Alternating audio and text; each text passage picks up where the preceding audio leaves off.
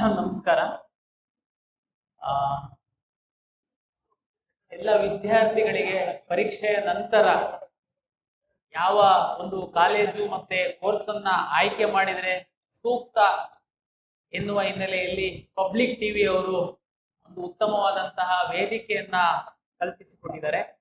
ಈ ಒಂದು ಸಂದರ್ಭದಲ್ಲಿ ಕೌನ್ಸಿಲಿಂಗ್ ಕುರಿತಾಗಿ ಅಂದ್ರೆ PUC ನಮ್ಮ CET ಪರೀಕ್ಷೆಯ ನಂತರ ಏನು ಎನ್ನುವ ಬಗ್ಗೆ ತಮ್ಮೊಂದಿಗೆ ಮಾಹಿತಿಯನ್ನ ಹಂಚಿಕೊಳ್ಳಿಕ್ಕೆ ನನಗೆ ಸಹ ಅವಕಾಶ ಕೊಟ್ಟಿದ್ದಕ್ಕೆ ಪಬ್ಲಿಕ್ ಟಿವಿ ಎಲ್ಲ ಸಿಬ್ಬಂದಿ ವರ್ಗದವರಿಗೆ, ಆಡಳಿತ ಮಂಡಳಿಯವರಿಗೆ, ಕರ್ನಾಟಕ ಪರೀಕ್ಷಾ ಪ್ರಾಧಿಕಾರದಿಂದ ನಾನು ಅಭಿನಂದನೆಗಳನ್ನ ಸಲ್ಲಿಸ್ತೀನಿ. ಇಲ್ಲಿ ಕಡಿಮೆ ಮಕ್ಕಳಿರ್ಬೋದು, ಬಟ್ ಆದ್ರೆ ಡಿಜಿಟಲ್ ಮೀಡಿಯಾದ ಮೂಲಕ ಸಾಕಷ್ಟು ವಿದ್ಯಾರ್ಥಿಗಳಿಗೆ ಇದು ತಲುಪುವ ಹಿನ್ನೆಲೆಯಲ್ಲಿ ಕರ್ನಾಟಕ ಪರೀಕ್ಷಾ ಪ್ರಾಧಿಕಾರ ಪರೀಕ್ಷೆಯ ನಂತರ ವಿದ್ಯಾರ್ಥಿಗಳ ಒಂದು ಹಿತದೃಷ್ಟಿಯಿಂದ ಯಾವ ರೀತಿ ಕೌನ್ಸಿಲಿಂಗ್ ಅನ್ನ ನಾವು ಅಳವಡಿಸ್ಕೊಂತೀವಿ ಅನ್ನುವಂಥದ್ದನ್ನ ಸಂಕ್ಷಿಪ್ತವಾಗಿ ನಾನು ಹೇಳ್ತೀನಿ. ಜೊತೆಗೆ ಇಲ್ಲಿರುವಂತಹ ವಿದ್ಯಾರ್ಥಿಗಳಿಗೆ ಏನಾದರೂ ಡೌಟ್ ಇದ್ರೆ ತಾವು ಕೇಳ್ಬೋದು. ಅದೇ ಡೌಟ್ಗಳು ರಾಜ್ಯದ ಬೇರೆ ಬೇರೆ ವಿದ್ಯಾರ್ಥಿಗಳಿಗೆ ಇರೋದ್ರಿಂದ ಅವರಿಗೆ ಸಹ ಅನುಕೂಲ ಆಗುತ್ತೆ. ತಮ್ಗೆಲ್ಲ ಗೊತ್ತಿರುವಂತೆ ಈಗಾಗ್ಲೇನೆ 2 ದಿನ PCMB ಪರೀಕ್ಷೆಯನ್ನ ತಾವು ಬರೆದಿದ್ದೀರಾ. ಪರೀಕ್ಷೆ ತುಂಬಾ ಕಷ್ಟ ಇರಲಿಲ್ಲ ಅನ್ನುವಂಥದ್ದು ವಿದ್ಯಾರ್ಥಿ ಸಮೂಹದ ಅಭಿಪ್ರಾಯ. ನಾವು ಪರೀಕ್ಷೆ ಪಾರದರ್ಶಕವಾಗಿ ಇರಬೇಕು ಅನ್ನುವ ಹಿನ್ನೆಲೆಯಲ್ಲಿ ಈಗಾಗಲೇ ತಾವು ಪರೀಕ್ಷೆ ಬರೆದಂತಹ ಎಲ್ಲ OMR ಶೀಟ್ಗಳನ್ನ ಸಹ ಸ್ಕ್ಯಾನ್ ಮಾಡಿ ನಾವು ನಮ್ಮ ವೆಬ್ಸೈಟ್ ಅಲ್ಲಿ ಪರೀಕ್ಷಾ ಕೇಂದ್ರದ ವಾರು ನಾವು ಅಪ್ಲೋಡ್ ಮಾಡ್ತಾ ಇದ್ದೀವಿ. ತಾವು ತಮ್ಮ ಪೋಷಕರು ತಮ್ಮ ಮಗು ಯಾವ ಪರೀಕ್ಷಾ ಕೇಂದ್ರದಲ್ಲಿ ಬರೆದಿದೆ ಅನ್ನುವಂಥದ್ದು ನೋಡಿ ತಮ್ಮ ಮಗುವಿನ 4 ಸಬ್ಜೆಕ್ಟ್ OMR ಶೀಟ್ಗಳನ್ನ ಸಹ ತಾವು ನೋಡಬಹುದು. ನಾವು ಇನ್ನ 2 ದಿನದಲ್ಲಿ ಕೀ ಆನ್ಸರ್ ನ ರಿಲೀಸ್ ಮಾಡ್ತೀವಿ. ತಾವೇ ವ್ಯಾಲ್ಯೂಯೇಷನ್ ಸಹ ಮಾಡ್ಕೊಳ್ಬಹುದು, ಎಷ್ಟು ಕ್ವಶನ್ ನಿಮ್ಮ ಮಗು ಸರಿ ಮಾಡಿದೆ ಅಂತ. ಇನ್ನ ನಮ್ಮ ರಿಸಲ್ಟ್ ಯಾವಾಗ ಅಂತಂದ್ರೆ ತಮ್ಗೆಲ್ಲ ಗೊತ್ತಿರುವಂತೆ ಕರ್ನಾಟಕ ರಾಜ್ಯದಲ್ಲಿ PUCಯ 50% ಮತ್ತೆ CETಯ 50% ಫಲಿತಾಂಶವನ್ನ ಪರಿಗಣಿಸಿ CET ರ್ಯಾಂಕ್ ಅನ್ನ ನಾವು ಕೊಡುವಂಥದ್ದು. ಯಾವ್ದಾವ್ದಕ್ಕೆಲ್ಲ ಎಷ್ಟೆಷ್ಟು ಪರ್ಸೆಂಟೇಜ್ ಅಂದ್ರೆ ತಮಗೆ ಗೊತ್ತಿರುವಂತೆ ಇಂಜಿನಿಯರಿಂಗಿಗೆ ಕೋರ್ಸ್ಗಳಿಗೆ ಸಂಬಂಧಪಟ್ಟಂತೆ ಅಂದ್ರೆ ಇಂಜಿನಿಯರಿಂಗ್ ರ್ಯಾಂಕು PCM ಸಬ್ಜೆಕ್ಟಿನ PUC ಮತ್ತೆ CET 50% ತೆಗೆದುಕೊಳ್ತೀವಿ. ಫಾರ್ಮ್ ಸೈನ್ಸ್ಗೆ ಸಂಬಂಧಪಟ್ಟಂತೆ PCMBಯ 4 ಸಬ್ಜೆಕ್ಟಿನ 50-50 PU ಮತ್ತೆ ಇದ್ರದ್ದು 50% ತಗೊಂಡು ರ್ಯಾಂಕ್ ಕೊಡುವಂಥದ್ದು. ವೆಟರ್ನರಿ ಸೈನ್ಸ್ಗೆ ಸಂಬಂಧಪಟ್ಟಂತೆ ಓನ್ಲಿ PCB ಸಬ್ಜೆಕ್ಟ್ ನ PUC ಪರಿಗಣಿಸಲ್ಲ, ಓನ್ಲಿ CET ಪರಿಗಣಿಸಿ ನಾವು ರ್ಯಾಂಕ್ ಕೊಡುವಂಥದ್ದು. ಅದೇ ರೀತಿ ಫಾರ್ಮ್ ಡಿ ಮತ್ತೆ ಡಿ ಫಾರ್ಮಾ ನರ್ಸಿಂಗು ಇದಕ್ಕೆ CET ನಾವು ತೆಗೆದುಕೊಂಡು ರ್ಯಾಂಕ್ ಕೊಡುವಂಥದ್ದು. ಅದು ವಿವರವಾಗಿ ನಾವು ನಮ್ಮ ಬ್ರೋಷರ್ ಅಲ್ಲಿ ಹಾಕಿದ್ವಿ, ನೋಡ್ಬೋದು.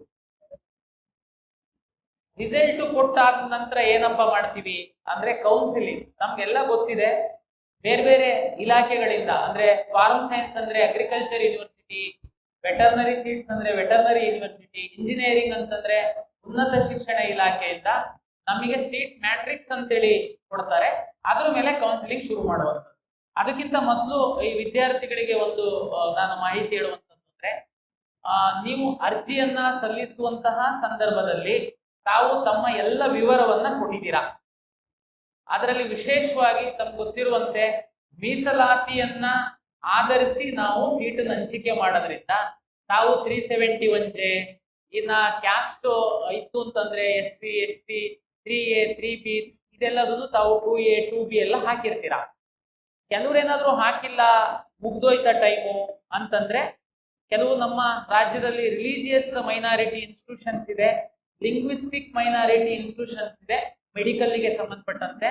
ಅಲ್ಲಿ ಆ ಒಂದು ರಿಲಿಜಿಯಸ್ ಮತ್ತೆ ಲಿಂಗ್ವಿಸ್ಟಿಕ್ ಅರ್ಹತೆ ಇರುವಂತಹ ವಿದ್ಯಾರ್ಥಿಗಳಿಗೆ ಅಲ್ಲಿ ಒಂದಷ್ಟು ರಿಯಾಯಿತಿ ಇರುತ್ತೆ, ಅಂದ್ರೆ ಸೀಟ್ಗಳ ಸಂಖ್ಯೆ ಇರುತ್ತೆ. ಅದನ್ನ ಸಹ ತಾವು ಕ್ಲೈಮ್ ಮಾಡಬೇಕಾಗುತ್ತೆ. ಅರ್ಜಿ ಹಾಕುವಂತ ಸಂದರ್ಭದಲ್ಲಿ ತಾವು ಅಷ್ಟೊಂದು ಗಂಭೀರವಾಗಿ ಪರಿಗಣಿಸದೇ ಇರ್ಬೋದು. ನನಗೆ ಈಗಲೂ ವಿದ್ಯಾರ್ಥಿಗಳು ಸರ್ ಅರ್ಜಿ ಹಾಕುವಾಗ ನಂದು 2A ಇದೆ ಸರ್, ನಾನು ಹಾಕದ್ ಮರ್ತೋಗ್ಬಿಟ್ಟಿತ್ತು, ತಹಶೀಲ್ದಾರ್ ಸರ್ಟಿಫಿಕೇಟ್ ಕೊಟ್ಟಿರ್ಲಿಲ್ಲ, ನಾನು 371J ಇತ್ತು ಸರ್, ನಾನು ಸರ್ಟಿಫಿಕೇಟ್ ಹಾಕದ್ ಮರ್ತೋಗ್ಬಿಟ್ಟಿತ್ತು ಅಂತಹ ವಿದ್ಯಾರ್ಥಿಗಳಿಗೋಸ್ಕರ. ಆಮೇಲೆ ಯಾರಾದ್ರೂ ಸ್ಪೋರ್ಟ್ಸ್ ನೀವು ಆಡಿರ್ತೀರಾ, ರಾಷ್ಟ್ರನ ಪ್ರತಿನಿಧಿಸಿರ್ತೀರಾ, ಎಕ್ಸಾಮ್ ಟೈಮಲ್ಲಿ ನೀವು ಮರ್ತೋಗಿರ್ಬೋದು. ನಿಮ್ಮಂತ ವಿದ್ಯಾರ್ಥಿಗಳಿಗೋಸ್ಕರ ಎಡಿಟ್ ಆಪ್ಷನ್ ಅನ್ನ ನಾವು ಕೊಟ್ಟಿದೀವಿ. ಇವತ್ತಿಂದ ಒಂದು ವಾರಗಳ ಕಾಲ ತಾವು ಎಡಿಟ್ ಏನಾದ್ರು ಮಾಡೋದಿತ್ತು ಅಂತಂದ್ರೆ ಮಾಡ್ಕೊಳ್ಬೋದು. ಸರ್ ಹಿಂದೆಲ್ಲ ಡಾಕ್ಯುಮೆಂಟ್ ವೆರಿಫಿಕೇಶನ್ಗೆ BO ಆಫೀಸಿಗೆಲ್ಲ ಹೋಗ್ಬೇಕಾಗಿತ್ತು, ಈಗ ಹೋಗೋದಿಲ್ವಾ? ಇಲ್ಲ, ನಾನು 100% ನಿಮ್ಮ ಸ್ಟ್ಯಾಟ್ಸ್ ಡಾಟಾದ ಆಧಾರದ ಮೇಲೆ ನಾವು ವೆರಿಫಿಕೇಶನ್ ಮಾಡಿದೀವಿ. ಕನ್ನಡ ಮೀಡಿಯಂ ಮತ್ತೆ ರೂರಲ್ ಮೀಸಲಾತಿ ಕ್ಲೈಮ್ ಮಾಡಿದಂತಹ ವಿದ್ಯಾರ್ಥಿಗಳಿಗೆ ಆನ್ಲೈನ್ ಸರ್ವಿಸಸ್ ಇಲ್ಲದ ಹಿನ್ನೆಲೆಯಲ್ಲಿ ತಾವು ಕಾಲೇಜಲ್ಲಿ ಓದ್ತಾ ಇದ್ರೆ ಅದೇ ಕಾಲೇಜಿನ ಪ್ರಿನ್ಸಿಪಾಲಿಗೆ ಲಾಗಿನ್ ಕೊಟ್ಟು ನಾವು ವೆರಿಫೈ ಮಾಡಿದೀವಿ. ಮತ್ತೆ ಡಾಕ್ಯುಮೆಂಟ್ ವೆರಿಫಿಕೇಶನ್ಗೆ ಯಾರಿಗೆ ಇರುತ್ತೆ, ನಾವು 4ನೇ ತಾರೀಕಿಂದ ಒಂದು ಶೆಡ್ಯೂಲ್ ಮಾಡಿದೀವಿ ಡಾಕ್ಯುಮೆಂಟ್ ವೆರಿಫಿಕೇಶನ್ ಅಂತ. ಯಾರೆಲ್ಲ ವಿಶೇಷ ಕೆಟಗರಿ ಒಳಗಡೆ ತಾವು ಕೆಲವರು ಸೀಟನ್ನ ಕೇಳಿದ್ದೀರಾ, ಉದಾಹರಣೆಗೆ NCC, sports, scouts and guides, ಇಂತಹ ಒಂದು ವಿಶೇಷ ಕೆಟಗರಿ ವಿದ್ಯಾರ್ಥಿಗಳೇನಿದ್ದೀರಾ, ಆಮೇಲೆ ಕರ್ನಾಟಕ ರಾಜ್ಯದ ಪೋಷಕರು ಬೇರೆ ರಾಜ್ಯದಲ್ಲಿ ಹೋಗಿ ಸೆಟ್ಲ್ ಆಗಿರ್ತಾರೆ ಉದ್ಯೋಗಕ್ಕೋಸ್ಕರ, ಅವ್ರ ಮಕ್ಕಳು ನಾವು ಕನ್ನಡಿಗರಂತ ಟ್ರೀಟ್ ಮಾಡ್ತೀವಿ, ಅವ್ರದ್ದು ಡಾಕ್ಯುಮೆಂಟ್ ನಾವು ವೆರಿಫಿಕೇಶನ್ ಮಾಡ್ಬೇಕಾಗತ್ತೆ. ಅಂಥವರಿಗೆ ದಿನಾಂಕ 4ನೇ ತಾರೀಕಿಂದ ನಾವು ಒಂದು ಶೆಡ್ಯೂಲ್ ಮಾಡಿದೀವಿ, ಅವ್ರು ಮಾತ್ರ ಬರಬೇಕು. ಉಳಿದಂತೆ ಕರ್ನಾಟಕ ರಾಜ್ಯದಲ್ಲಿ 7 ವರ್ಷ ಓದಿದ್ದಾರೆ, SSLC ಅಥವಾ PUC ಬೋರ್ಡ್ ಎಕ್ಸಾಮ್ ಕರ್ನಾಟಕದಲ್ಲಿ ಬರೆದಿದ್ದಾರೆ, ಅವರಿಗೆ ಎಲ್ಲರಿಗೆ ನಾವು ಆನ್ಲೈನ್ ಅಲ್ಲೇ ಡಾಕ್ಯುಮೆಂಟ್ ವೆರಿಫಿಕೇಶನ್ ಮಾಡಿದೀವಿ. ಅವರು ಏನ್ ಬರುವಂತ ಅಗತ್ಯ ಇಲ್ಲ. ಈ 7 ವರ್ಷ ಓದಿದ್ದಾರೆ, ಆದ್ರೆ ಯಾವ್ದಾದ್ರು ಒಂದು ಬೋರ್ಡ್ ಎಕ್ಸಾಮ್ ಬರೆದಿದ್ದಾರೆ, ಆದ್ರೆ ವಿಶೇಷ ಕೆಟಗರಿನಲ್ಲಿ scouts and guides, NCC, defence, ex military ಯಾವ್ದಾದ್ರು ರಿಸರ್ವೇಶನ್ ಕ್ಲೈಮ್ ಮಾಡಿದ್ರೆ ನೀವು ಮಾತ್ರ 4ನೇ ತಾರೀಕಿಂದ ಒಂದು ವಾರ ಟೈಮ್ ಕೊಟ್ಟಿದೀವಿ, ತಾವು ಬಂದು ನಿಮ್ಮ ದಾಖಲೆನ ಸಲ್ಲಿಸಬೇಕಾಗುತ್ತೆ. ಸ್ಪೋರ್ಟ್ಸ್ ಅಂತಂದ್ರೆ ನಾವು ಸ್ಪೋರ್ಟ್ಸ್ ಇಲಾಖೆಯವರು ಬಂದು ನಿಮಗೆ ವೆರಿಫಿಕೇಶನ್ ಮಾಡ್ತಾರೆ. ಎಕ್ಸ್ ಮಿಲಿಟರಿ ಅಥವಾ ಸರ್ವಿಸ್ ಅಲ್ಲಿರುವಂತಹ ಮಿಲಿಟರಿ ಅವರು ಅಂತಂದ್ರೆ ನಿಮ್ಮ ಪ್ರಮಾಣ ಪತ್ರಗಳನ್ನ ಸಂಬಂಧಪಟ್ಟಂತಹ ಇಲಾಖೆಯವರು ಪರಿಶೀಲನೆ ಮಾಡ್ತಾರೆ. ಇಷ್ಟು ಆದ್ರೆ ನೀವು ನಮ್ಮ ರಿಸಲ್ಟ್ ಬರೋದ್ರೊಳಗಡೆ ಇಷ್ಟು ಪ್ರಕ್ರಿಯೆನ ಈ ವರ್ಗದವರು ಮುಗಿಸ್ಕೊಂಡ್ರೆ ನೀವು ಕೌನ್ಸಿಲಿಂಗಿಗೆ ರೆಡಿ ಅಂತ. ನಾವು ರಿಸಲ್ಟ್ ಬಿಡ್ತಿದ್ದಂಗೆನೆ, ನಾವು ಸೀಟ್ ಮ್ಯಾಟ್ರಿಕ್ಸ್ ಹಾಕ್ತಿದ್ದಂಗೆನೆ ನೀವು ಕೌನ್ಸಿಲಿಂಗಿಗೆ ರೆಡಿ ಇರ್ತೀರಾ. ಕೌನ್ಸಿಲಿಂಗ್ ತಮ್ಗೆಲ್ಲ ಗೊತ್ತಿರುವಂತೆ ತಾವೀಗೇನು ಲಾಗಿನ್ ಪಾಸ್ವರ್ಡ್ ಇದೆ ಅದರಲ್ಲೇನೆ ಲಾಗಿನ್ ಪಾಸ್ವರ್ಡ್ ಆಗುವಂಥದ್ದು OTP ಬರುತ್ತೆ. ಒಂದ್ಸರಿ ನಾವು ರಿಸಲ್ಟ್ ಪಬ್ಲಿಷ್ ಮಾಡಿದ್ಮೇಲೆ, ಈಗ ಉದಾಹರಣೆಗೆ PCMB 4 ಸಬ್ಜೆಕ್ಟ್ ಅನ್ನ ವಿದ್ಯಾರ್ಥಿ ಪರೀಕ್ಷೆಯನ್ನ ಬರೆದಿದ್ದಾನೆ, ಅವನಿಗೆ PCMB ಕೆಲವ್ರು ಏನ್ ಮಾಡ್ತಾರೆ, ನಮ್ಗೆ ಬಯಾಲಜಿ ಬರ್ದಿರಲ್ಲ, PCMC PCM ಮಾತ್ರ ಬರ್ದಿರ್ತಾರೆ, ಅವರಿಗೆ ಇಂಜಿನಿಯರಿಂಗ್ ರ್ಯಾಂಕ್ ಮಾತ್ರ ಬರುತ್ತೆ. ಉದಾಹರಣೆಗೆ PCMB ಬರ್ದಿದ್ದಾರೆ ಅಂತಂದ್ರೆ ಅವನಿಗೆ ಇಂಜಿನಿಯರಿಂಗ್ ರ್ಯಾಂಕು ಕೊಡ್ತೀವಿ, ವೆಟರ್ನರಿ ರ್ಯಾಂಕು PCB ಮೇಲೆ ಕೊಡ್ತೀವಿ, ನರ್ಸಿಂಗ್ ರ್ಯಾಂಕ್ ಕೊಡ್ತೀವಿ, ಅಗ್ರಿಕಲ್ಚರ್ ರ್ಯಾಂಕ್ ಕೊಡ್ತೀವಿ, ವೆಟರ್ನರಿ ರ್ಯಾಂಕ್, ಈ ತರ. ಅಂದ್ರೆ ಒಂದು ವಿದ್ಯಾರ್ಥಿಗೆ ಅಷ್ಟು ಕೋರ್ಸ್ಗಳಲ್ಲಿ ರ್ಯಾಂಕ್ ಕೊಟ್ಟಿರ್ತೀವಿ ನಾವು. ನೆಕ್ಸ್ಟ್ ನೀವು ಕೌನ್ಸಿಲಿಂಗ್ ನಾವು ಶುರುವಾದಾಗ ವಿದ್ಯಾರ್ಥಿ ಲಾಗಿನ್ ಆದ್ರೆ, ನೀವು ಲಾಗಿನ್ ಆಗ್ತಿದ್ದಂಗೆನೆ ನೀವು ಎಷ್ಟು ರ್ಯಾಂಕ್ ಅನ್ನ ಪಡೆದಿರ್ತೀರಾ ಅಷ್ಟು ರ್ಯಾಂಕ್ಗಳು ನಿಮ್ಮ ಲಾಗಿನ್ ಅಲ್ಲಿ ಡಿಸ್ಪ್ಲೇ ಆಗುತ್ತೆ. ಅಂದ್ರೆ ಅಷ್ಟಕ್ಕೂ ತಾವು ಆಪ್ಷನ್ ಎಂಟ್ರಿ ಮಾಡಬಹುದು ಅಂತ ಅದ್ರದ್ದು ಅರ್ಥ. ಓಕೆ, ಆಪ್ಷನ್ ಎಂಟ್ರಿ ನಾವು ಕೌನ್ಸಿಲಿಂಗ್ ಬಂದಾಗ ಕರ್ನಾಟಕ ರಾಜ್ಯದಲ್ಲಿ ಎಷ್ಟು ಸೀಟ್ ಸಿಗುತ್ತೆ? ತುಂಬಾ ಇಂಜಿನಿಯರಿಂಗ್ ಕಾಲೇಜಲ್ಲಿ ಈಗಾಗ್ಲೇನೆ ಫೋನ್ ಮಾಡ್ತಾ ಇದ್ದಾರೆ ನಮಗೆ ಅಡ್ಮಿಷನ್ ತಗೊಳ್ಳಿ ಅಂತೇಳಿ.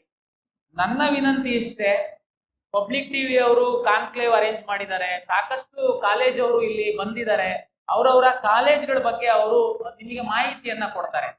ಎಲ್ಲ ಸ್ಟಡಿ ಮಾಡಿ, CET ಎಕ್ಸಾಮೇ ನಾನು ಬರ್ದಿಲ್ಲ, ನಾನು ಮ್ಯಾನೇಜ್ಮೆಂಟ್ ಸೀಟಲ್ಲಿ ಅಡ್ಮಿಷನ್ ಆಗ್ತೀನಿ, ತಾವು ಅಡ್ಮಿಷನ್ ಆಗಿ.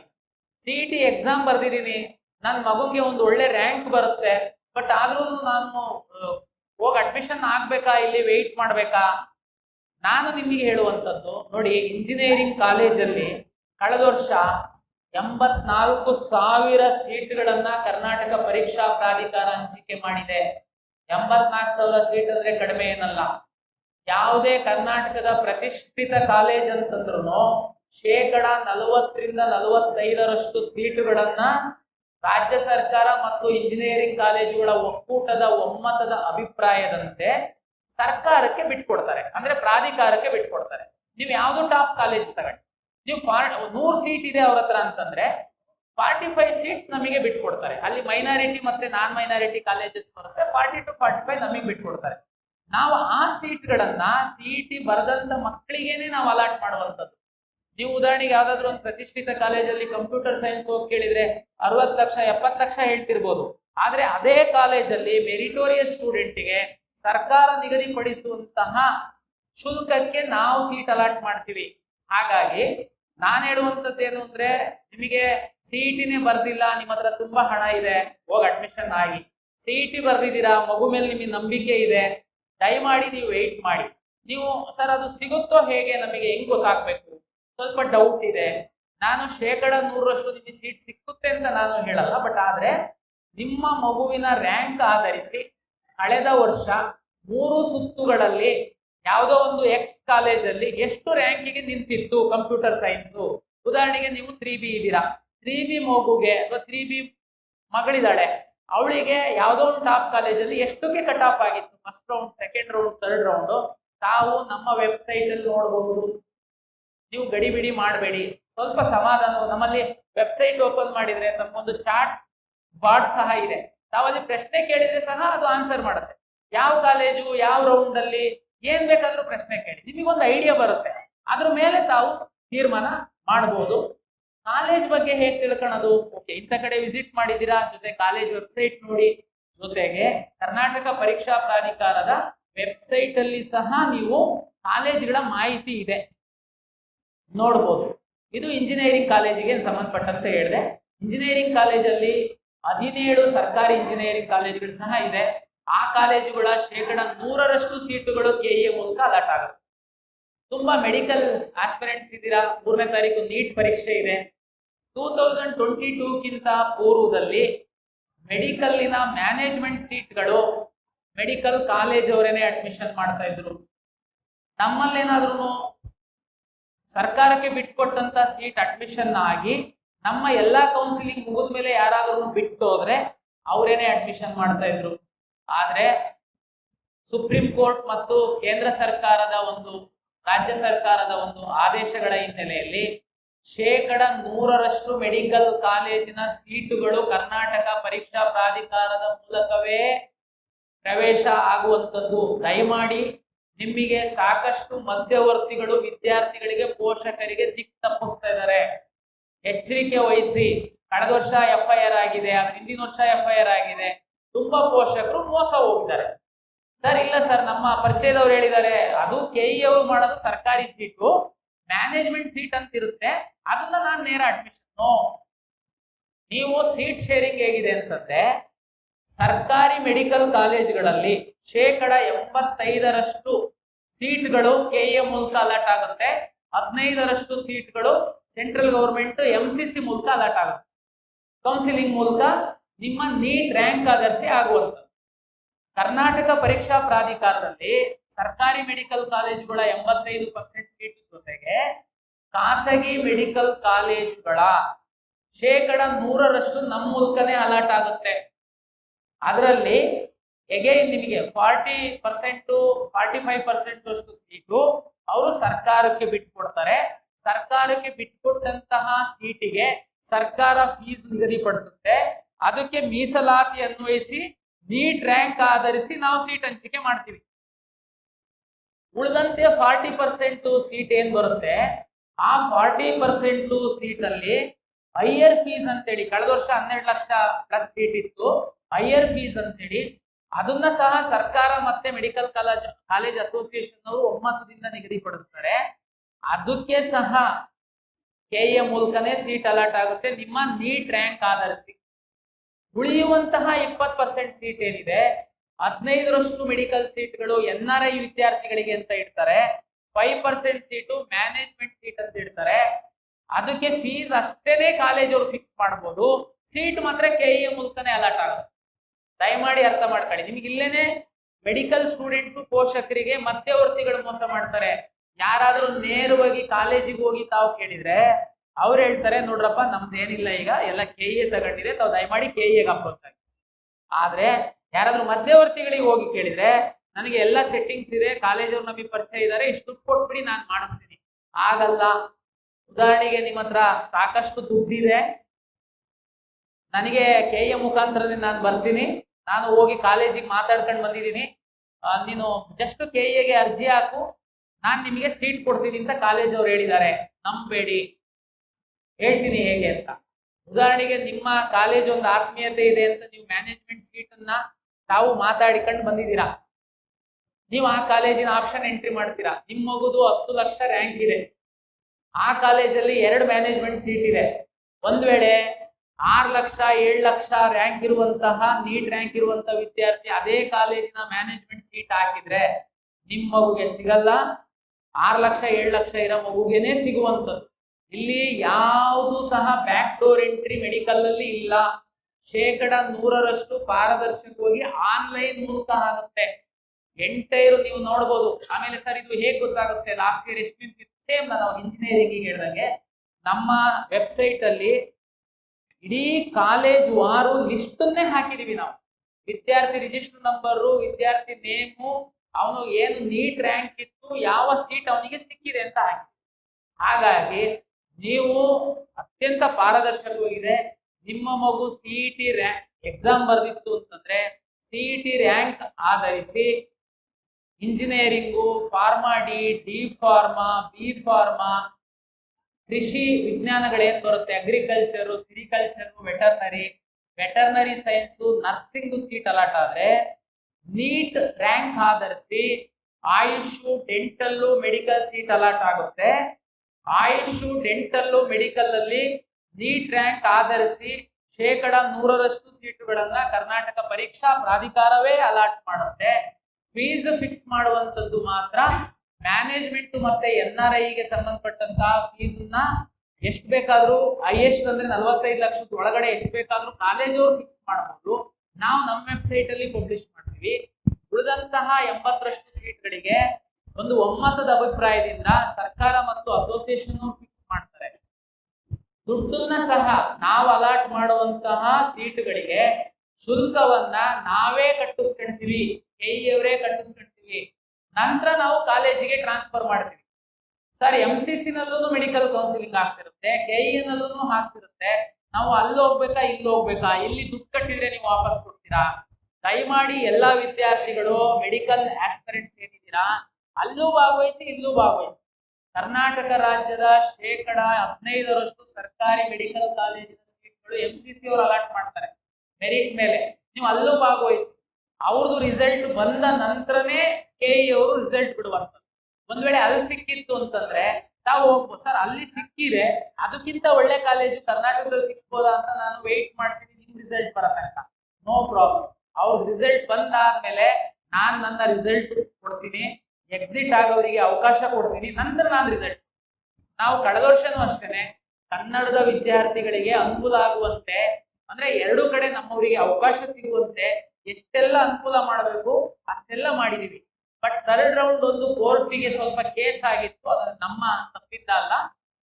ಲಾಸ್ಟ್ ಮೂಮೆಂಟ್ ಅಲ್ಲಿ ಸೀಟು ಇನ್ಕ್ರೀಸ್ ಆಗಿದ್ರಿಂದ ಥರ್ಡ್ ರೌಂಡ್ ಮಾತ್ರ ನಮ್ದು ಸ್ವಲ್ಪ ಡಿಲೇ ಆಯ್ತು. ಉಳಿದಂತೆ ಕರ್ನಾಟಕ ರಾಜ್ಯದ ವಿದ್ಯಾರ್ಥಿಗಳಿಗೆ ಎಷ್ಟು ಅನುಕೂಲ ಮಾಡಬೇಕು ಅಷ್ಟು ಅನುಕೂಲ ಮಾಡಿಕೊಡ್ತೀವಿ. ಕೌನ್ಸಿಲಿಂಗ್ ಅಂತಂದ್ರೆ ಬೇರೆದೆಲ್ಲ ಏನಾಗುತ್ತೆ, ನಿಮಗೆ ಒಂದೇ ಕೋರ್ಸ್, ಉದಾಹರಣೆಗೆ MCC ಅಂತಂದ್ರೆ ಮೆಡಿಕಲ್ ಮಾತ್ರ ಅವರು ಅಲಾಟ್ ಮಾಡ್ತಾರೆ, ನೀವು ಆಪ್ಷನ್ ಎಂಟ್ರಿ ಮಾಡ್ಬೇಕು. ನಮ್ದು ಏನ್ ಸಮಸ್ಯೆ ನಿಮಗೆ ಅಂತಂದ್ರೆ, ನೀವು ಲಾಗಿನ್ ಓಪನ್ ಮಾಡಿದ್ರೆ 240ಕ್ಕಿಂತ ಹೆಚ್ಚು ಇಂಜಿನಿಯರಿಂಗ್ ಕಾಲೇಜ್ ಬರುತ್ತೆ. ಒಂದು ಇಂಜಿನಿಯರಿಂಗ್ ಕಾಲೇಜಲ್ಲಿ 10 ಬ್ರಾಂಚ್ ಇದ್ರೆ 10 ಬ್ರಾಂಚ್ ಬರುತ್ತೆ. ಅದೇ ರೀತಿ ಮೆಡಿಕಲ್ ಕಾಲೇಜು, ಆಯುಷ್, ಡೆಂಟಲ್ ಎಲ್ಲ ಬರೋದ್ರಿಂದ ನೀವು ಎಲ್ಲದಕ್ಕೂ ಆಪ್ಷನ್ ಹೇಗೆ ತುಂಬಾ ಕ್ಲಾರಿಟಿ ಇರುತ್ತೆ. ಕೆಲವರಿಗೆ ಮೆಡಿಕಲ್ಲೇ ಮಾಡೋದ್ ನಾನು, ಓಕೆ ನಿಮ್ದು ತೊಂದರೆ ಇಲ್ಲ. ಕೆಲವ್ರದ್ದು ಏನಾಗುತ್ತೆ, ಮೆಡಿಕಲ್ಲಿ ಟ್ರೈ ಮಾಡ್ತೀನಿ, ಸಿಕ್ಕಿಲ್ಲ ಅಂದ್ರೆ ಡೆಂಟಲ್, ಅದು ಸಿಕ್ಕಿಲ್ಲ ಅಂದ್ರೆ ಆಯುಷ್, ಅದು ಸಿಕ್ಕಿಲ್ಲ ಅಂದ್ರೆ ಪ್ಲಾನ್ ಬಿ ಇಂಜಿನಿಯರಿಂಗ್. ನೀವೇನ್ ಮಾಡ್ಬೇಕಾಗುತ್ತೆ, ಆಪ್ಷನ್ಸ್ ಗಳನ್ನ ಜಾಸ್ತಿ ಎಂಟ್ರಿ ಮಾಡ್ಬೇಕಾಗುತ್ತೆ. ಸರ್ ಎಷ್ಟು ಬೇಕಾದ್ರೂ ಮಾಡ್ಬೋದಾ? ಎಷ್ಟು ಬೇಕಾದ್ರೂ ಮಾಡ್ಬೋದು. ಆಪ್ಷನ್ ನಾವು ಅಲಾಟ್ ಮಾಡುವಾಗ ನಿಮ್ಮ ರ್ಯಾಂಕು, ನಿಮ್ಮ ರಿಸರ್ವೇಶನ್, ನಿಮ್ಮ ಪ್ರಿಯಾರಿಟಿ, ನೀವು ಯಾವ್ದು ಫಸ್ಟ್ ಅಂತ ಹಾಕಿದ್ದೀರಾ ಅದ್ರ ಮೇಲೆ ನಾವು ಮಾಡ್ತೀವಿ. ಸರ್ ಒಂದ್ಸರಿ ಮಾಡ್ತಿದ್ದಂಗೆನೆ ಇದಾಗ್ಬಿಟ್ಟು ಏನ್ ಚಿಂತೆ ಮಾಡ್ಬಿಡಿ, ನಾವು ಆಪ್ಷನ್ ಎಂಟ್ರಿ ಓಪನ್ ಮಾಡಿದ್ಮೇಲೆ ಮಾಕ್ ರಿಸಲ್ಟ್ ಅಂತ ಬಿಡ್ತೀವಿ. ಅದಾದ್ಮೇಲೆ ನಿಮ್ಗೆ ಒಂದು ಐಡಿಯಾ ಬರುತ್ತೆ, ಮತ್ತೆ ನಾವು ನಿಮಗೆ ಮೇಲೆ ಕೆಳಗೆ ಮಾಡೋದಕ್ಕೆ, ಡಿಲೀಟ್ ಮಾಡೋದಕ್ಕೆ ಅವಕಾಶ ಕೊಡ್ತೀವಿ. ಅದಾದ್ಮೇಲೆ ನಾವು ರಿಸಲ್ಟ್ ಬಿಡ್ತೀವಿ. ಅಲ್ಲೂ ತಪ್ಪಾಗಿತ್ತು, ನೀವು ಸೆಕೆಂಡ್ ರೌಂಡಿಗೆ ಬರ್ಬೋದು ಅಪ್ಗ್ರೇಡೇಷನ್. ಹಾಗಾಗಿ ನಾನು ಮುಂದಿನ ದಿನಗಳಲ್ಲಿ ವಿದ್ಯಾರ್ಥಿಗಳಿಗೆ ಕೌನ್ಸಿಲಿಂಗ್ ಇದ್ದು ಹೆಚ್ಚಿನ ಮಾಹಿತಿ ಹೇಳ್ತೀನಿ. ಇಲ್ಲಿ ಎರಡೇ ವಿಷಯನ ನಾನು ಹೇಳೋದಕ್ಕೆ ಹೆಚ್ಚು ಇಷ್ಟಪಡುವಂಥದ್ದು, ಈ ಸಂದರ್ಭದಲ್ಲಿ ಪರೀಕ್ಷೆ ಆಗಿದೆ, ನೆಕ್ಸ್ಟ್ 20-25 ದಿವಸದೊಳಗಡೆ ರಿಸಲ್ಟ್ ಬರುತ್ತೆ. ನಮ್ಮ ರಿಸಲ್ಟ್ ಯಾವಾಗ ಕೊಡ್ಬೇಕಾಗುತ್ತೆ ನಾನು ಅಂತಂದ್ರೆ, PUCಯ 2ನೇ ಪರೀಕ್ಷೆಯ ಫಲಿತಾಂಶ ಬಂದ ನಂತರವೇ ನಾನು ಕೊಡ್ಬೇಕು. ಯಾಕೆಂದ್ರೆ ಬೆಸ್ಟ್ ಆಫ್ 2 PU ರಿಸಲ್ಟ್ ತಗೊಂಡು ನಾನು ನನ್ನ ರಿಸಲ್ಟ್ ಕೊಡ್ಬೇಕಾಗಿರೋದ್ರಿಂದ ಅವರ ರಿಸಲ್ಟಿಗೆ ನಾನು ಕಾಯ್ಬೇಕಾಗುತ್ತೆ. ಅವರ ರಿಸಲ್ಟ್ ಬಂದ ಒಂದು ವಾರದೊಳಗಡೆ ನಾನು ರಿಸಲ್ಟ್ ಕೊಡ್ತೀನಿ. ಅದ್ರೊಳಗಡೆ ನಿಮಗೆ ಒಂದು 20-25 ದಿವಸ ಸಮಯ ಇದೆ. ವಿದ್ಯಾರ್ಥಿಗಳು ನಮ್ಮ ವೆಬ್ಸೈಟ್ ಅಲ್ಲಿ ಹೋಗಿ ಕಳೆದ ವರ್ಷದ ಕಾಲೇಜು ವಾರು, ಕೋರ್ಸ್ ವಾರು ರ್ಯಾಂಕ್ಗಳನ್ನ ತಾವು ಸ್ಟಡಿ ಮಾಡಿ. ಜೊತೆಗೆ ನೀವು ಏನು ಅರ್ಜಿ ಹಾಕಿದ್ದೀರಾ, ಅರ್ಜಿಯನ್ನ ಒಮ್ಮೆ ಪರಿಶೀಲನೆ ಮಾಡಿಕೊಳ್ಳಿ. ನೀವು ಎಲ್ಲಾ ಮೀಸಲಾತಿ ಹಾಕಿದ್ದೀರಾ, ಎಲ್ಲದೂ ಕರೆಕ್ಟ್ ಇದೆಯಾ ಅದನ್ನ ಒಂದ್ಸರಿ ನೋಡ್ಕೊಳ್ಳಿ. ವಿಶೇಷ ಕೆಟಗರಿಯ ವಿದ್ಯಾರ್ಥಿಗಳು ದಾಖಲೆ ಪರಿಶೀಲನೆಗೆ 4ನೇ ತಾರೀಕಿಂದ ಇಟ್ಕೊಂಡಿದೀವಿ. ತಾವು ಬನ್ನಿ ದಾಖಲೆ ಪರಿಶೀಲನೆ ಮಾಡ್ಕೊಳ್ಳಿ. ಮತ್ತೆ ಕಳೆದ ವರ್ಷ ನಾವು ಈ PWD ಪರ್ಸನ್ ವಿತ್ ಡಿಸೆಬಿಲಿಟಿ ವಿಶೇಷ ಚೇತನ ವರ್ಗದಲ್ಲಿ 26 ವಿದ್ಯಾರ್ಥಿಗಳು ನಮಗೆ ಮಧ್ಯವರ್ತಿಗಳ ಒಂದು ಸಹವಾಸ ಮಾಡಿ ಮೋಸ ಮಾಡ್ಲಿಕ್ಕೆ ಬಂದ್ರು. ಅವರೆಲ್ಲರ ಮೇಲೆ ನಾವು FIR ಹಾಕಿದ್ವಿ. ನೋಡಿ, ಮೋಸ ಮಾಡುವಂತದ್ದು ಇವತ್ತಿನ ಈ ಟೆಕ್ನಾಲಜಿ ಒಳಗಡೆ ಇಷ್ಟು ಸೋಷಿಯಲ್ ಮೀಡಿಯಾ ಸಾಧ್ಯ ಇಲ್ಲ. ಆ ಟೈಮಿಗೆ ನೀವೇನಾದ್ರೂ ಮಾಡಿದೀವಿ ಅಂತ ಖುಷಿ ಆಗ್ಬೋದು, ಆದ್ರೆ ಸಿಸ್ಟಮ್ ಒಳಗಡೆ ನೀವು ಮೋಸ ಮಾಡಿ ಬಂದ್ರೆ ಹೊರಗಡೆ ಅಷ್ಟೇ ಖುಷಿಯಾಗಿ ಹೋಗುವಂತದಕ್ಕೆ ಸಾಧ್ಯ ಇಲ್ಲ. ನೋಡಿ, ಕಳೆದ ವರ್ಷ ಆ ವಿದ್ಯಾರ್ಥಿಗಳು ಫೇಕ್ ಮೆಡಿಕಲ್ ಸರ್ಟಿಫಿಕೇಟ್ ತಗೊಂಡ್ರು. ಅಲ್ಲಿಗೆ ನಂದು ಮುಗ್ದೋಗ್ಬಿಡ್ತು, ನನಗೆ ಮೆಡಿಕಲ್ ಸೀಟ್ ಕನ್ಫರ್ಮ್ ಆಯ್ತು ಅಂತ ಅಂದ್ಕೊಂಡ್ರು. ಆದ್ರೆ ನಾವು KA ಇಂದ ಪ್ರತ್ಯೇಕವಾಗಿ ಮೆಡಿಕಲ್ ಚೆಕಪ್ ಮಾಡಿಸ್ತೀವಿ, ಕಾನ್ಸ್ಟಿಟ್ಯೂಟ್ ಮಾಡಿ. ಅದಕ್ಕೆ ಇಲ್ಲಿ ನಮ್ಮಲ್ಲಿ ಆಯುಕ್ತಾಲಯ ಇದೆ ವಿಶೇಷ ಚೇತನರಿಗೆ. ಅಲ್ಲಿ ಒಬ್ರು ಕಂಪ್ಲೇಂಟ್ ಕೊಡ್ತಾರೆ, ಏನಂತ ಅಂದ್ರೆ ಡಾಕ್ಟ್ರು ಸರ್ಟಿಫೈ ಮಾಡಿದ ಮೇಲೆ ನನ್ನ ಮಗುನ ಮತ್ತೆ KE ಅವರು ಹರಾಸ್ಮೆಂಟ್ ಮಾಡ್ತಾ ಇದ್ದಾರೆ ವಿಶೇಷ ಚೇತನರಿಗೆ. ನಾವು ಅದಕ್ಕೆ ಕೇರ್ ಮಾಡಿಲ್ಲ. ನಮ್ಮ ನಿಯಮದಲ್ಲಿ ಬಹಳ ಸ್ಪಷ್ಟವಾಗಿತ್ತು, ನಾವು ಮೆಡಿಕಲ್ ಮಾಡಿಸಿದ್ದಕ್ಕೆ 26 ಮೆಡಿಕಲ್ ಸೀಟ್ ನಾನು ಸೇವ್ ಮಾಡಿ, ಇಲ್ಲಾಂದ್ರೆ ಫೇಕ್ ವಿಶೇಷ ಚೇತನರು 26 ಸೀಟ್ಗಳನ್ನ ತಗೊಂಡಿದ್ದೀನಿ. ಹಾಗಾಗಿ ಈ ಅನ್ಯ ಮಾರ್ಗದಲ್ಲಿ ಹೋಗೋದಕ್ಕೆ ಪ್ರಯತ್ನ ಪಡಬೇಡಿ. ಆಮೇಲೆ ಮೆಡಿಕಲ್ಗೆ ಸಂಬಂಧಪಟ್ಟಂತೆ ತುಂಬಾ ಪೇರೆಂಟ್ಸ್ ಮಕ್ಕಳಿಗೆ ಒಟ್ಟು ನಾನು ಮೆಡಿಕಲ್ ಮಾಡಿಸ್ಬೇಕು, ಎಷ್ಟಾದ್ರೂ ದುಡ್ಡು ಖರ್ಚಾಗ್ಲಿ, ಜಮೀನ್ ಮಾರ್ಲಿ, ಆತರ ಇಲ್ಲ. ಈಗ ನಿಮ್ಮ ಹತ್ರ ಎಷ್ಟು ದುಡ್ಡು ಇರ್ಬೋದು, ಎಷ್ಟು ಸಾಲ ಮಾಡ್ಲಿಕ್ಕೆ ರೆಡಿ ಇರ್ಬೋದು, ಅಂತಿದಂಗೆನೆ ಇವತ್ತು ಮೆಡಿಕಲ್ ಮಾಡ್ಸಕ್ ಆಗಲ್ಲ. ನಿಮ್ಮ ನೀಟ್ ರ್ಯಾಂಕ್ ಸಹ ಬೇಕು. ದಯಮಾಡಿ ಪೇರೆಂಟ್ಸು ಹಠಕ್ಕೆ ಬಿದ್ದು ಮೆಡಿಕಲ್ ಮಾಡಿಸ್ಲೇಬೇಕು ಅಂತ ನೀಟ್ ರ್ಯಾಂಕ್ ಇಲ್ಲ ಅಂತಂದ್ರು ಅನ್ಯ ಮಾರ್ಗದಲ್ಲಿ ಹೋಗುವಂತ ಪ್ರಯತ್ನ ಮಾಡಬೇಡಿ. ನೀವು ಸಕ್ಸೀಡ್ ಆಗೋದಕ್ಕೆ ಆಗಲ್ಲ. ಯಾಕೆ ಅಂತಂದ್ರೆ ನೀಟ್ ರ್ಯಾಂಕ್ ಮೆಡಿಕಲ್ ಸೀಟ್ ಅಲಾಟ್ಮೆಂಟ್ಗೆ ಅಷ್ಟೇ ಮುಖ್ಯವಾಗಿರುತ್ತೆ.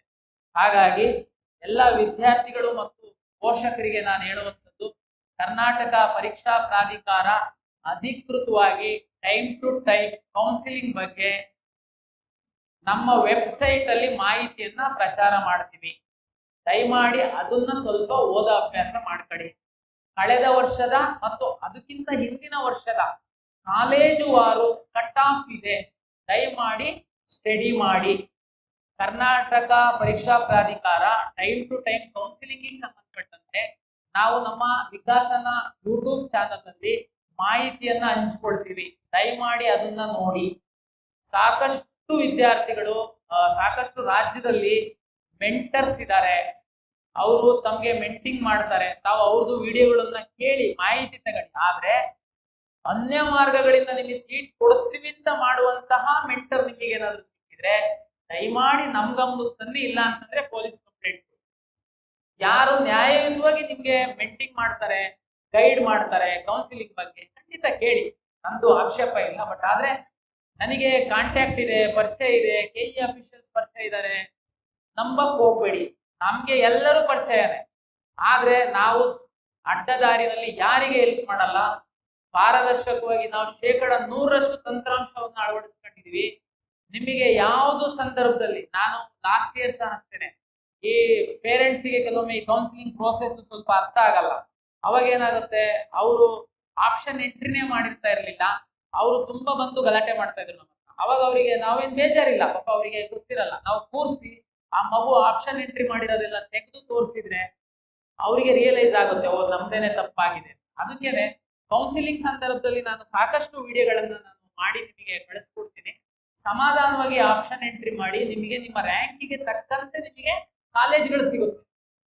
ತಕ್ಷಣ ಹೋಗಿ ಅಡ್ಮಿಷನ್ ಆಗುವಂತದ್ರ ಬಗ್ಗೆ ನಾನು ಹೇಳೋದು, ನಿಮ್ಮ ಮಕ್ಕಳ ಮೇಲೆ, ನಿಮ್ಮ ಮಗುವಿನ ರ್ಯಾಂಕ್ ಮೇಲೆ ತಮಗೆ ನಂಬಿಕೆ ಇದ್ರೆ, ಇಂಜಿನಿಯರಿಂಗಿಗೆ ಮಾತಾಡೋದಾದ್ರೆ 84,000 ಈ ವರ್ಷ ಇನ್ನೂ ಸ್ವಲ್ಪ ಜಾಸ್ತಿ ಆಗ್ಬೋದು. ಮೆಡಿಕಲ್ಗೆ, ಡೆಂಟಲ್ಗೆ, ಆಯುಷ್ಗೆ ಸಂಬಂಧಪಟ್ಟಂತೆ ಆದ್ರೆ 100% ಸೀಟ್ಗಳು ನಮ್ಮ ಮೂಲಕ ಅಲಾಟ್ ಆಗೋದ್ರಿಂದ ನಾವು ಎಲ್ಲ ಕಾಲೇಜುಗಳ ಕೋರ್ಸ್ಗಳ ಸ್ಟಡಿ ಮಾಡಿ ನಮ್ಮ ಕೌನ್ಸಿಲಿಂಗ್ ಅಲ್ಲಿ ಭಾಗವಹಿಸಿ ನೀವು ಒಳ್ಳೆ ಸೀಟ್ ತಗೊಳ್ಳಿ ಅಂತ ನನ್ನ ಒಂದು ವಿನಂತಿ. ಬಹುತೇಕ ಈ ಹಂತದಲ್ಲಿ ಇಷ್ಟೇ ಮಾಹಿತಿ ಸಾಕು ಅಂತ ಅನ್ಸುತ್ತೆ. ಬಟ್ ಆದ್ರೆ ನಾನು ಹೇಳಿರೋದನ್ನ ಬಿಟ್ಟು ಕೆಲವೊಂದು ಏನಾದ್ರೂ ಅನುಮಾನಗಳಿದ್ರೆ ಪೇರೆಂಟ್ಸ್ ತಾವು ಕೇಳ್ಬೋದು. ತಾವು ಕೇಳುವಂತಹ ಪ್ರಶ್ನೆ ಬಹುತೇಕ ಟಿವಿ ಅವರು ಇದನ್ನ ಪ್ರಸಾರ ಮಾಡೋದ್ರಿಂದ ಡಿಜಿಟಲ್ ಮೀಡಿಯಾದಲ್ಲಿ ಬೇರೆ ಕಡೆ ಇರುವಂತಹ ಮಕ್ಕಳು ಪೋಷಕರಿಗೆ ಸಹ ಅನುಕೂಲ ಆಗುತ್ತೆ. ಧನ್ಯವಾದ. ಕಲ್ಯಾಣ ಕರ್ನಾಟಕ ಏನು 371J ಅಡಿಯಲ್ಲಿ ಸರ್ಕಾರ ಮೀಸಲಾತಿಯನ್ನು ನಿಗದಿಪಡಿಸಿದೆ.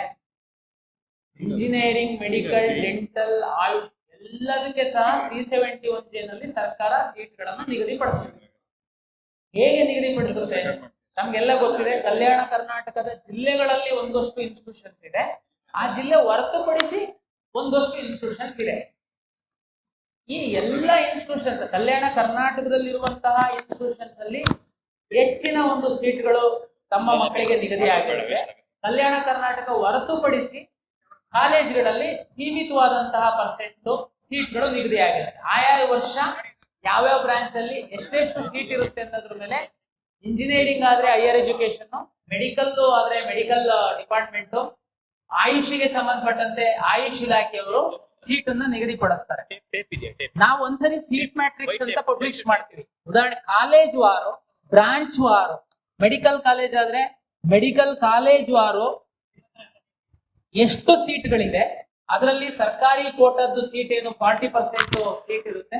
ಆ 40% ಸೀಟ್, ಉದಾಹರಣೆಗೆ ಬೆಂಗಳೂರಲ್ಲಿ ಒಂದು ಮೆಡಿಕಲ್ ಕಾಲೇಜ್ ಇದೆ ಅಂತಂದ್ರೆ ಅಲ್ಲಿ 2A, 2B, 3A, 3B, Kannada medium, rural ಇದೆಲ್ಲ ಕೊಡೋದ್ರ ಜೊತೆಗೆ 371J ಇರುವಂತಹ ವಿದ್ಯಾರ್ಥಿಗಳಿಗೆ ಅವರಲ್ಲಿ ಯಾರು ಹಾರಿಜಾಂಟಲ್ ಮತ್ತೆ ವರ್ಟಿಕಲ್ ಸೀಟ್ ನಿಗದಿ ಆಗುತ್ತೆ. ಅದು ಕಾಲೇಜ್ ವಾರು, ಬ್ರಾಂಚ್ ವಾರು ವೇರಿಯೇಷನ್ ಆಗುತ್ತೆ. ತಾವು ಅದನ್ನ ಸೀಟ್ ಮ್ಯಾಟ್ರಿಕ್ಸ್ ಬಿಟ್ಟಾಗ ನೋಡಬಹುದು. ಜೊತೆಗೆ ಕಳೆದ ವರ್ಷದ್ದು ಸೀಟ್ ಮ್ಯಾಟ್ರಿಕ್ಸ್ ನಮ್ಮ ವೆಬ್ಸೈಟ್ ಅಲ್ಲಿ ಇದೆ. ತಾವು ಬೇಕಿದ್ರೆ for example Bengaluru medical college ಅಂತ ತಾವು ನೋಡೋದಾದ್ರೆ ತಾವು ನಮ್ಮ ವೆಬ್ಸೈಟ್ ಅಲ್ಲಿ ಹೋಗಿ ತಾವು ನೋಡಬಹುದು. ಬೆಂಗಳೂರು ಮೆಡಿಕಲ್ ಕಾಲೇಜ್ ಅಲ್ಲಿ 371J ಗೆ ಎಷ್ಟು ಸೀಟ್ ಇದೆ. ಖಾಸಗಿ ಮೆಡಿಕಲ್ ಕಾಲೇಜಲ್ಲಿ ಸಹ ಕಲ್ಯಾಣ ಕರ್ನಾಟಕದ ಮೆಡಿಕಲ್ ಕಾಲೇಜು, ಕಲ್ಯಾಣ ಕರ್ನಾಟಕೇತರ ಮೆಡಿಕಲ್ ಕಾಲೇಜಲ್ಲಿ ಸಹ 371J ಗೆ ಒಂದಷ್ಟು ಸೀಟುಗಳನ್ನು ನಿಗದಿಪಡಿಸಿರ್ತಾರೆ. ನೀವು ಆಪ್ಷನ್ ಎಂಟ್ರಿ ಮಾಡುವಾಗ ನಿಮ್ಮ ಮಗು 371J ಸರ್ಟಿಫಿಕೇಟ್ ಹಾಕಿದ್ದಾರೆ ಅಂತಂದ್ರೆ ನಿಮಗೆ ಗೊತ್ತಾಗುತ್ತೆ. ನಿಮ್ಮ ಅಪ್ಲಿಕೇಶನ್ ಅಲ್ಲಿ 371J RD ನಂಬರ್ ಹಾಕಿರ್ತೀರಾ, ನೀವು 371J ನ ಸೆಲೆಕ್ಟ್ ಮಾಡ್ತೀರಾ. ಅದ್ರ ಜೊತೆಗೆ ಬೇರೆ ಜನರಲ್ ಸೀಟ್ಗಳನ್ನ ಸಹ ತಾವು ಸೆಲೆಕ್ಟ್ ಮಾಡಿರ್ತೀರಾ. ಅಲಾಟ್ ಮಾಡುವಂತಹ ಸಂದರ್ಭದಲ್ಲಿ ರ್ಯಾಂಕ್ ಮೇಲೆ, ಉದಾಹರಣೆಗೆ ಇಬ್ರು ಮಕ್ಕಳು, ನಿಮ್ಮ ಮಗು ಮತ್ತೆ ಇನ್ನೊಂದು ಮಗು ಬೆಂಗಳೂರಲ್ಲಿ ಒಂದು ಟಾಪ್ ಮೆಡಿಕಲ್ ಕಾಲೇಜಲ್ಲಿ ಆಪ್ ಮಾಡಿರ್ತೀರಾ. ನೀವಿಬ್ರಿಗೂ 371J ಇದೆ ಅಂತಂದಾಗ ಒಂದೇ ಸೀಟ್ ಇದೆ ಅಂತಂದ್ರೆ ರ್ಯಾಂಕ್ ಅಲ್ಲಿ ನಿಮ್ಮ ಮಗು ಜಾಸ್ತಿ ಇದ್ರೆ ನಿಮಗೆ ಆ ಸೀಟ್ ಸಿಗುತ್ತೆ, ಬೇರೆ ಮಗು ಜಾಸ್ತಿ ಇದ್ರೆ ಅವರಿಗೆ ಸೀಟ್ ಸಿಗುತ್ತೆ. ಎಷ್ಟು ಆಪ್ಷನ್ ಬೇಕಾದ್ರೂ ನೀವು ಹಾಕ್ಬೋದು. 371J ಗಿಂತನೂ ನಿಮ್ದು ರ್ಯಾಂಕ್ ಚೆನ್ನಾಗಿದ್ರೆ ನಿಮಗೆ ಜನರಲ್ ಮೆರಿಟ್ ಅಲ್ಲಿ ಸಹ ಸೀಟು ಸಿಗುತ್ತೆ. 371J ಗೆ ನೀವು ಸರ್ಟಿಫಿಕೇಟ್ ಹಾಕ್ತಿದ್ದೀರಾ ಅಂತಿದ್ದಂಗೆ ನಿಮ್ಮನ್ನ ಅದಕ್ಕೆ ರಿಸ್ಟ್ರಿಕ್ಟ್ ಮಾಡಲ್ಲ. ಜನರಲ್ ಮೇಲೆ ಸಹ ನಿಮ್ಮನ್ನ ಪುಷ್ ಮಾಡ್ಬಿಡುತ್ತೆ ಸಿಸ್ಟಮ್. ಇಲ್ಲ ನೀವು 371J ಒಳಗೆ ಫಿಟ್ ಆಗ್ತಾ ಇದ್ದೀರಾ ಅಂತಂದ್ರೆ ಅಲ್ಲಿಗಾಗುತ್ತೆ. ಹಾಗಾಗಿ 371J ಇದ್ದಂತ ಮಕ್ಕಳಿಗೆ ಸ್ವಲ್ಪ ಅವಕಾಶ ಜಾಸ್ತಿ ಇದೆ. ಯಾಕೆಂದ್ರೆ ಆ ಭಾಗದಲ್ಲಿ ಸ್ವಲ್ಪ ಇದೆ ಅನ್ನೋ ಕಾರಣಕ್ಕೆ ಸರ್ಕಾರ ಮಾಡಿರುವಂತಹ ಕಾನೂನು ಅದು ಅನುಕೂಲ ಆಗುತ್ತೆ. ಸೇಮ್ ಬೇರೆ ಎಲ್ಲ ರಿಸರ್ವೇಶನ್ ತರ ಮಕ್ಕಳು ರ್ಯಾಂಕ್ ಜಾಸ್ತಿ ಇದ್ರೆ ಹೇಗೆ ನಾವು ಜನರಲ್ಲಿಗೆ ಪುಷ್ ಮಾಡ್ತೀವಿ, 371J ಸಹ ಅದೇ ರೀತಿ ನಾವು ಮೇಲ್ಗಡೆಗೆ ಪುಷ್. ಸರ್ ನಮಸ್ತೆ, ನನ್ನ ಹೆಸರು ಜೋಶಿ ಅಂತ. ಈಗ NCC ಕೋಟಾ ಅಪ್ಲೈ ಮಾಡಬೇಕಾದ್ರೆ ನೀವು NCC ಕೋಟಾಗೆ ರಿಸರ್ವೇಶನ್ ಅಲಾಟ್ ಮಾಡಿದ್ದೀರಾ. ಸೊ ಅದಕ್ಕೆ ಯಾರು ಡಿಸೈಡ್ ಮಾಡ್ತಾರೆ ಈ ಬ್ರಾಂಚು ಈ ಕಾಲೇಜಲ್ಲಿ ಅವೈಲೇಬಲ್ ಇದೆ ಈ ಕೋಟಾಗೆ ಅಂತ? ಪ್ರಾಧಿಕಾರ ಮಾಡತ್ತಾ ಅಥವಾ ಇನ್ಸ್ಟಿಟ್ಯೂಷನ್ಸ್ ಮಾಡತ್ತಾ? ಹೋದ ವರ್ಷದ್ದು ಆರ್ಕೈವಲ್ ಎಲ್ಲ ನೋಡಿದ್ರೆ ಮೆಜಾರಿಟಿ ಗೌರ್ಮೆಂಟ್ ಇಂಜಿನಿಯರಿಂಗ್ ಕಾಲೇಜ್ಗಳಲ್ಲಿ ರಿಸರ್ವೇಶನ್ಸ್ ಕೊಟ್ಟಿದ್ರಿ, ಒಂದೊಂದು ಸೀಟು ಆ ಥರ ಬೇರೆ ಬೇರೆ college, Mandya engineering college, Hassan engineering ಕಾಲೇಜಲ್ಲೆಲ್ಲ ಕೊಟ್ಟಿದ್ವಿ. ಆದರೆ ಬೇರೆ ಇನ್ಸ್ಟಿಟ್ಯೂಟ್ಸ್ ಲೈಕ್ RV, PES ಈ ಥರ ಇನ್ಸ್ಟಿಟ್ಯೂಟ್ಸಲ್ಲಿ ಆಪ್ಷನ್ಸ್ ಜಾಸ್ತಿ ಓಪನ್ ಇರಲಿಲ್ಲ. ಸೊ ಆ ಕೋಟಾನ ಎಕ್ಸರ್ಸೈಸ್ ಮಾಡಬೇಕು ಅಂದರೆ ಈ ಡಿಸಿಷನ್ ಯಾರು ಮಾಡ್ತಾರೆ? ಆ ಪ್ರಾಧಿಕಾರ ಮಾಡತ್ತಾ ಅಥವಾ ಇನ್ಸ್ಟಿಟ್ಯೂಷನ್ಸ್ ಮಾಡತ್ತಾ? ಈಗ ಜೋಶಿ ಅವರು ಕೇಳಿದ್ದು ಪ್ರಶ್ನೆ ವಿಶೇಷ ಕ್ಯಾಟಗರಿಯಲ್ಲಿ NCC ಅವರು ಉದಾಹರಣೆಗೆ ಹೇಳಿದ್ರು. NCC ಜೊತೆಗೆ ನಮ್ಗೆ ಗೊತ್ತಿದೆ ಎಕ್ಸ್ ಮಿಲಿಟರಿ ಅವರು, ಸರ್ವಿಸ್ ಅಲ್ಲಿ ಇರುವಂತಹ ಮಿಲಿಟರಿ ಅವರು, ಸ್ಕೌಟ್ಸ್ ಅಂಡ್ ಗೈಡ್ಸ್, ಇವರಿಗೆಲ್ಲರಿಗೂ ವಿಶೇಷ ಕ್ಯಾಟಗರಿ ಅಂತೇಳಿ ಒಂದಷ್ಟು ಸೀಟ್ಗಳನ್ನ ರಿಸರ್ವ್ ಮಾಡಿರುತ್ತೆ. ಅದನ್ನ ಇಂಜಿನಿಯರಿಂಗ್ ಬಗ್ಗೆ ಮಾತಾಡೋದಾದ್ರೆ ಉನ್ನತ ಶಿಕ್ಷಣ ಇಲಾಖೆಯವರು ಎಷ್ಟು NCCಗೆ ಸೀಟ್ಗಳು ಕೊಡಬೇಕು ಅಂತಿದೆ ಆ ಸೀಟ್ಗಳನ್ನ ಸಾಫ್ಟ್ವೇರ್ ಮೂಲಕ ರ್ಯಾಂಡಮೈಸ್ ಆಗಿ ಅಲಾಟ್ ಮಾಡ್ತಾರೆ. ಅವರಿಗೊಂದು ಅನುಮಾನ, ಲಾಸ್ಟ್ ಇಯರ್ ಸ್ವಲ್ಪ ಟಾಪ್ ಕಾಲೇಜಲ್ಲಿ ಕಡಿಮೆ ಇತ್ತು, ಗೌರ್ಮೆಂಟ್ ಕಾಲೇಜಿನಲ್ಲೇನೆ ಜಾಸ್ತಿ ಇತ್ತು ಅನ್ನುವಂಥದ್ದು. ಅದಕ್ಕಿಂತ ಹಿಂದಿನ ವರ್ಷದ್ದು ಸ್ವಲ್ಪ ಮ್ಯಾಟರ್ ಆಗುತ್ತೆ, ಅದ್ರ ಆಧಾರದ ಮೇಲೆ ಮಾಡುವಂಥದ್ದು. ಹೋದ ವರ್ಷ ಜಾಸ್ತಿ ಗೌರ್ಮೆಂಟ್ ಕಾಲೇಜಲ್ಲಿ ರಿಪೀಟ್ ಆಗಿದೆ ಅಂದ್ರೆ ಖಂಡಿತ ಈ ವರ್ಷ ಅದು ಆ ಕಾಲೇಜ್ಗಳು ತಪ್ಪಿ ಬೇರೆ ಪ್ರೈವೇಟ್ ಕಾಲೇಜಲ್ಲಿ ಸಹ ಬರುತ್ತೆ. ಮತ್ತೆ ಪ್ರೈವೇಟ್ ಎನಿ ಟಾಪ್ ಕಾಲೇಜ್ ನಮಗೆ ಕೊಟ್ಟಿರುವಂತಹ 45% ಸೀಟ್ಗಳು ಏನಿರುತ್ತೆ ಅದಕ್ಕೆ ಖಂಡಿತ ನಮ್ಗೆ ಫ್ರೀಡಮ್ ಇರುತ್ತೆ ಉನ್ನತ ಶಿಕ್ಷಣ ಇಲಾಖೆಗೆ. ಅವರು ಏನು ನಮ್ಗೆ ಕೇಳಲಿಕ್ಕೆ ಹೋಗಲ್ಲ, ನೀವು ಸರ್ NCCಗೆ ಯಾಕೆ ಕೊಟ್ರಿ ಸರ್ ನಮಗೆ, ಇಲ್ಲ 2Aಗೆ ಯಾಕೆ ಕೊಟ್ರಿ ಸರ್ ನಮಗೆ, ಆತರ ಏನ್ ಕೇಳಲ್ಲ. ಅದು ಉನ್ನತ ಶಿಕ್ಷಣ ಇಲಾಖೆಯವರು ಒಂದು ರ್ಯಾಂಡಮೈಸ್ ಮಾಡಿ ಹಾಕುವಂಥದ್ದು. ಹಾಗಾಗಿ ಈ ವರ್ಷದ್ದು ಅದು ಚೇಂಜ್ ಆಗಿನೇ ಬರುತ್ತೆ, ಹಾಗಾಗಿ ಬೇರೆ ಕಾಲೇಜುಗಳಲ್ಲೇನೆ ಅದು ಬರುತ್ತೆ. ನನ್ನ ಹೆಸರು ಶೇಖೋಡ ಪಾಟೀಲ್ ಅಂತ ಹೇಳಿ. ಈ ಅಗ್ರಿಕಲ್ಚರ್ ಕೋಟ ಸಂಬಂಧಪಟ್ಟಂಗ 10ನೇ ತಾರೀಕಿಗೆ ಅವಕಾಶ ಕೊಟ್ರಿ ಸರ್. ನಾವು ವ್ಯವಸಾಯ ಪ್ರಮಾಣಪತ್ರ ತಗೋಬೇಕು ಸಂಬಂಧಪಟ್ಟಂತ ಕಂದಾಯ ಇಲಾಖೆಯಿಂದ.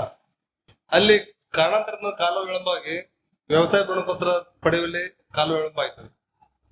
21ನೇ ತಾರೀಕು ಕೊನೆಯ ದಿನಾಂಕ ಮಾಡಿರೋದ್ರಿಂದ ಕೆಲವೊಂದು ವಿದ್ಯಾರ್ಥಿ ಮಕ್ಕಳಿಗೆ ಬಹಳ ತೊಂದರೆ ಆಗಿದೆ ಆ ಸರ್ಟಿಫಿಕೇಟ್ ತಗೊಳಕ ಮತ್ತು ಅಪ್ಲೋಡ್ ಮಾಡ್ಲಿಕ್ಕೆ.